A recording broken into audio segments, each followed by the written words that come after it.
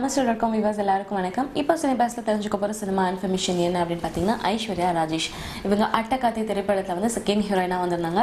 அதுக்கப்புறம் தொடர்ந்து அவங்களுக்கு பெரிய லெவல்ல படங்கள்லாம் வர ஆரம்பிச்சது. அண்ட் இடையில காக்கா முட்டை தனுஷ் அவரோட நடிப்புல காக்கா முட்டை திரைப்படத்துல வந்து 30 வயசு மதிக்கத்தக்க ஒரு பெண்ணா அழுக்கான உருவம் கொண்ட ஒரு பெண்ணா ஒரு கேரக்டர் பண்ணியிருந்தாங்களாம். ஆனா அது ஸ்டார்டிங்ல கமிட் ஆகி பண்ணாங்க. ஏன்னா பட வாய்ப்புகள் தொடர்ந்து வரணுன்றதுக்காக எந்த கேரக்டர்னாலும் பண்ணலாம் அப்படின்ற முடிவுல பண்ணாங்களாம். ஆனா இப்போ அவங்க ஹீரோயின் அப்படின்னு ஒரு அந்தஸ்துல இருக்காங்க. நிறைய பட வாய்ப்புகளும் அவங்களுக்கு தொடர்ந்து வந்துட்டே இருக்கு. ஸோ இந்த டைம்ல அந்த காக்கா முட்டை திரைப்படம் வந்து ரிலீஸ் ஆச்சு அப்படின்னா என்னோட இமேஜை ரொம்ப டேமேஜ் பண்ற மாதிரி இருக்குமோ அப்படின்ற மாதிரிலாம் ஃபீல் பண்றாங்களாம். ஸோ அதை பத்தி அவங்க ரொம்பவே கவலையில இருக்காங்க அப்படின்ற மாதிரிலாம் தகவல் வந்திருக்கு. என்ன அப்படின்றத வெயிட் பண்ணி பார்ப்போம்.